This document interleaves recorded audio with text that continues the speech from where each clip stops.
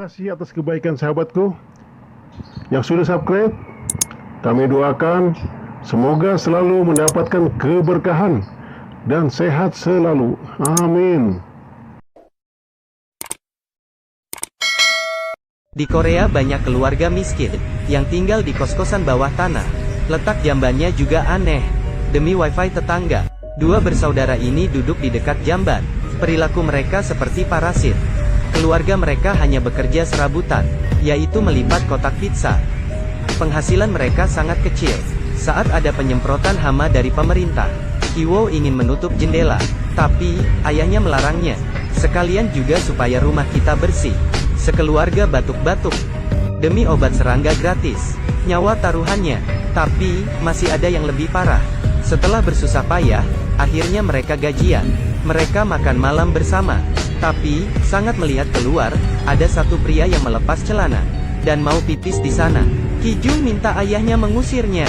Tapi, ayahnya acuh tak acuh. Tidak usah membesar-besarkan masalah. Takutnya nanti malah repot. Hari ini, Kiwo ditawari pekerjaan oleh temannya, yaitu jadi guru privat bahasa Inggris. Kijung tahu hal itu, dan membuatkan Kiwo ijazah palsu. Lalu, Kiwo memakai jas dan pergi ke rumah bosnya itu. Rumahnya sangat mewah. Selain taman yang luas, juga ada sprinkler dan arena golf. Rumah ini sangat jauh berbeda dengan rumah yang ditinggalinya. Tuan rumahnya adalah bos software terkenal bernama Park. Yang mewawancarai Kiwo adalah istrinya Choi.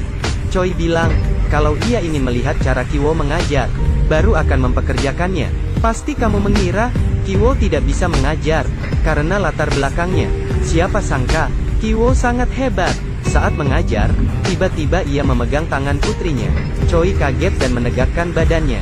Tapi, Kiwo berkata dengan tenang, "Dahye, denyut nadimu sangat cepat. Kamu harus tenang. Kalau sekarang ujian, maka kamu akan terhambat." Setelahnya, Kiwo meletakkan tangan Dahye lagi. Setelah sesi mengajar, Choi membayar Kiwo dengan mahal. Anak lelaki bungsu mereka turun ke bawah.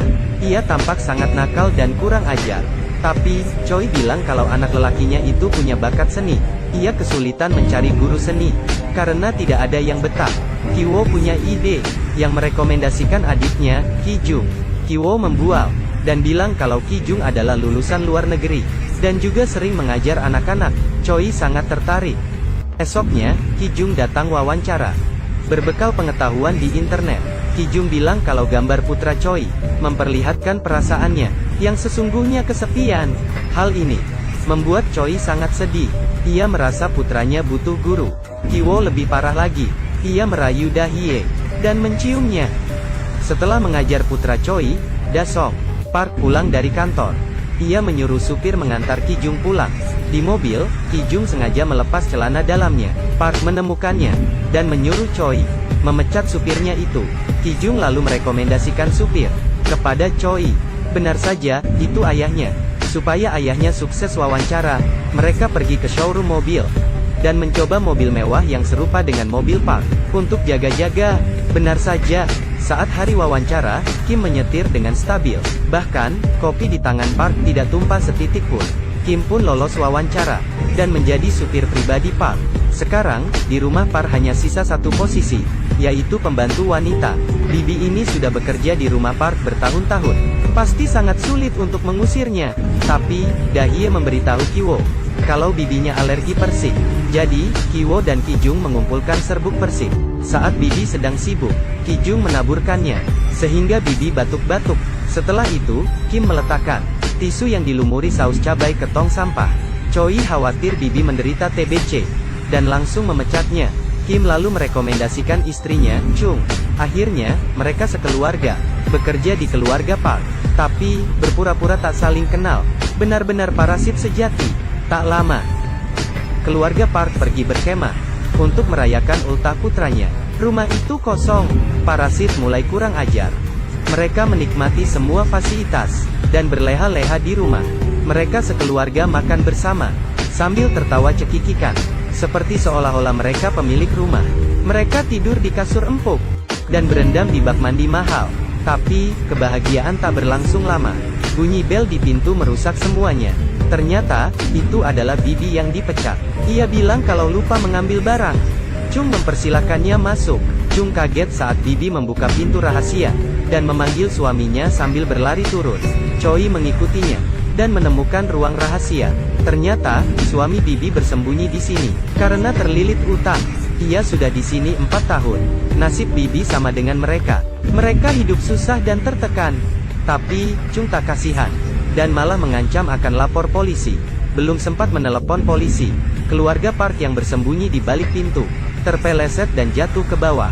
Bibi memanfaatkan kesempatan, dan merekam semuanya. Ia mengancam mereka, kalau mereka tidak merawat suaminya, ia akan melaporkan mereka ke Park. Situasi berbalik seketika. Parasit baru dikalahkan parasit lama. Bibi menyuruh mereka bersujud di sudut tembok. Chung tiba-tiba menyergapnya. Bibi dan suaminya dikeroyok.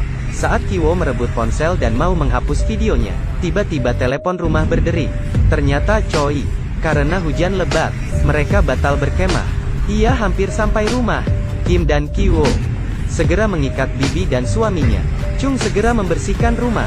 Saat itu, Bibi di bawah tanah melepas ikatannya, dan lari ke atas untuk menyelamatkan diri. Hampir saja mereka ketahuan. Chung segera menendangnya. Bibi terguling ke bawah, dan tewas terbentur tembok. Baru saja selesai beberes, keluarga Park pulang. Mereka bertiga belum sempat lari, dan sembunyi di kolong sofa, karena putranya tidak jadi merayakan ultah. Park mendirikan kemah di kebun. Choi dan Park akhirnya tidur di sofa, untuk mengawasi putranya. Tengah malamnya, mereka bertiga lari, di jalan pulang. Kita bisa melihat, alasan film ini menang banyak penghargaan. Pengaturan kameranya sangat bagus. Karena jalan pulang mereka, terus turun dan turun lagi. Masih turun, dan turun lagi. Sesampainya di rumah mereka sudah terendam banjir. Jamban mereka yang tinggi, juga meluapkan kotoran. Untuk menyumbatnya, Kijung terpaksa duduk di atasnya. Ia lalu merokok. Meski mereka pandai berbohong, tapi selamanya nasib mereka akan tetap sama. Mereka sekeluarga terpaksa tidur di pengungsian. Esoknya, Choi mengadakan pesta ulang tahun untuk mengganti acara kemah yang gagal. Ia juga mengundang keluarga Kim. Kiwo yang sudah merasakan enaknya jadi orang kaya, punya pikiran nekat. Ia mengambil sebongkah batu dari tas untuk membunuh suami Bibi. Dengan begitu, tak akan ada yang mengganggu mereka lagi. Tapi, suami Bibi bukanlah tandingannya.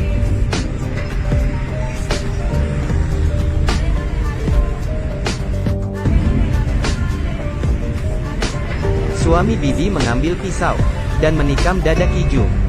Melihat hal ini, putra Choi pingsan. Chung yang melihatnya, langsung menyerang suami Bibi dengan palu. Situasi sangat kacau. Park segera menyuruh Kim memberikan kunci mobil, untuk mengantar putranya ke rumah sakit. Tapi, kuncinya malah jatuh di tubuh suami Bibi. Park memungut kuncinya sambil menutup hidungnya. Adegan ini melukai martabat Kim. Kim memungut pisau dan menyerang Park. Park pun tewas. Kijung juga meninggal kehabisan darah. Chung dan Kiwo di penjara.